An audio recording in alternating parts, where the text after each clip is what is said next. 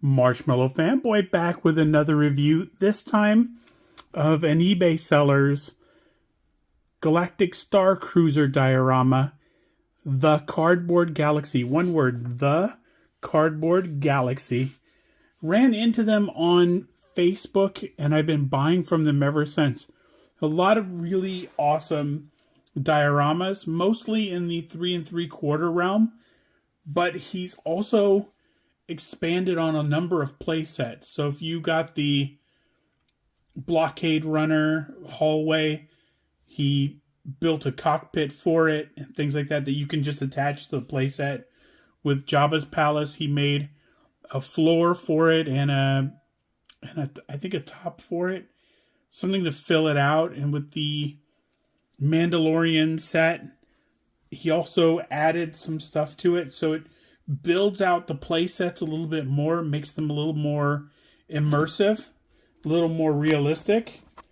And the Galactic Starcruiser is something that now they're discontinuing, and so I had to get it because it's kind of the only proof it sort of existed in my mind. And while I couldn't go and see it in person, I can revisit it with action figures. And appropriately, I was at my local comic book store, TC Rockets, and they had a bunch of Power of the Force figures on clearance. So I'm going to open up those too. I'm going to open up the Han Solo, one Power of the Force, and Princess Leia, Power of the Force.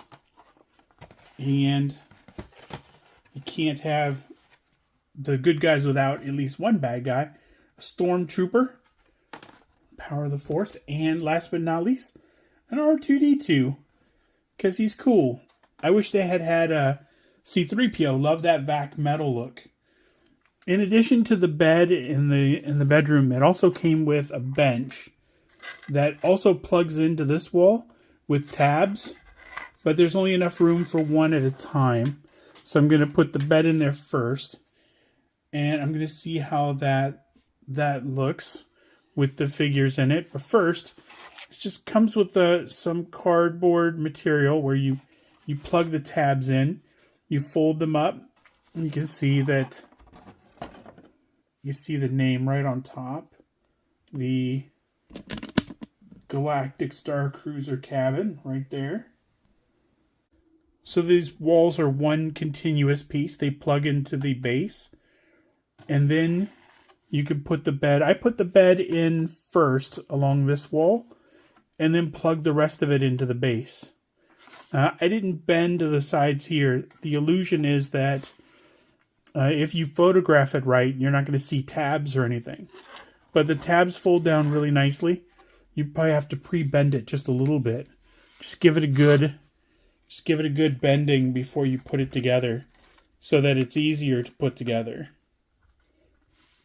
And of course, I'm going to put the bench in after. Of course, none of these figures will sit on the bench because they don't have articulated knees.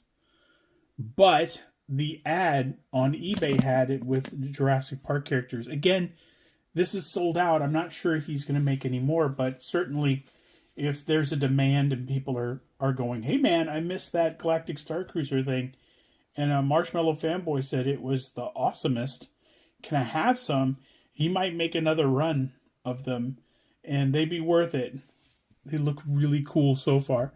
So let me open up a couple figures, and let me replace the bed with the bench and see what that looks like. Okay, now that we've opened the Power of the Force figures and we've assembled the bench instead of the bed, let's take a closer look.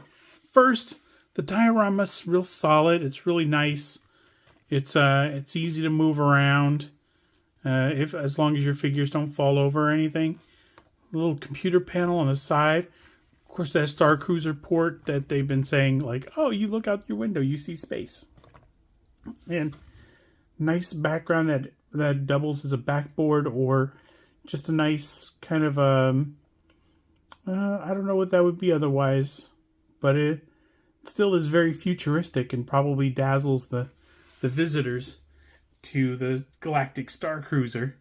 Now, the Power of the Force figures themselves, There's not much worth mentioning. They're hard to stand up. Their articulation sucks. Some of them don't handle their weapons correctly and come with weapons they could never hold.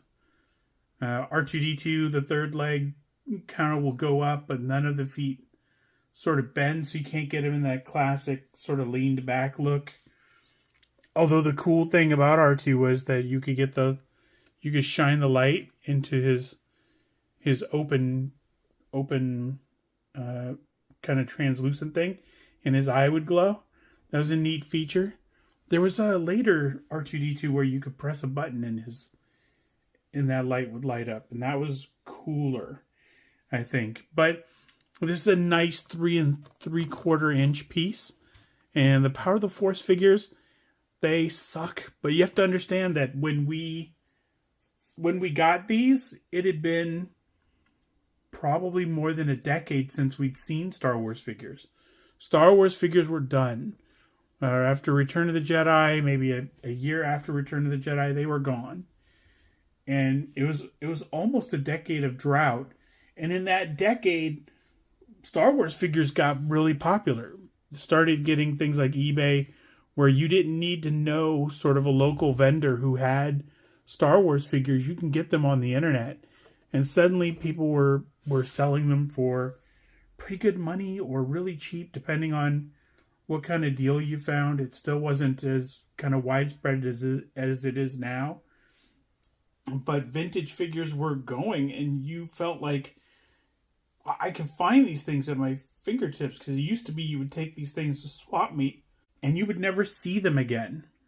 But now they're all over eBay, and you give a little cursory search and you could find them. You could also run into a vendor at a comic convention. They give you their card and they have a website and they're selling vintage toys. And the vintage toys were a little out of our price range. And then the Power of the Force figures came out, and they were overly stylized, oddly, and very odd shaped and hard to stand up. But that was what we had. That was all we had. It's hard to explain to people who have always had Marvel Legends and Star Wars Black that figures always kind of sucked.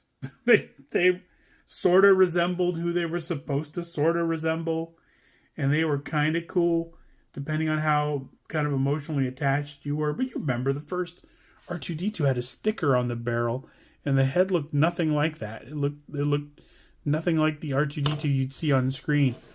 And still, this one's pretty inaccurate. The colors aren't completely right, although the barrel is really, really nice. Wish the feet moved a little bit, but you can push that back in and kind of erase that, so it's not as odd looking.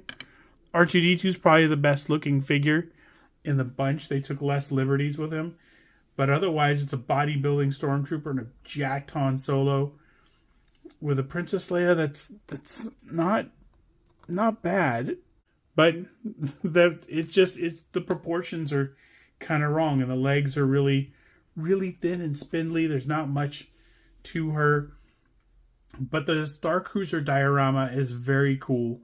TheCardboardGalaxy on eBay has a ton of really great dioramas. The diorama in the background is one from Extreme Sets. Just this here is from TheCardboardGalaxy. But if you search him out now, he's got a lot of stuff for sale, and he's always coming out with new things and ways to improve existing action figure play sets. So that is it for me. I enjoyed putting this diorama together and getting a couple characters in it. I can't wait to put some more serious characters in there. I mean, characters that look good in the diorama, which is probably what I should have done, but I couldn't resist grabbing these guys at $5 a piece and kind of reliving some of that excitement that I had when I found out Power of the Force figures were coming. I didn't care what they would look like. I just thought, these are 3D representations of characters that I love, even if they didn't look anything like them. So until next time, enjoy your toys.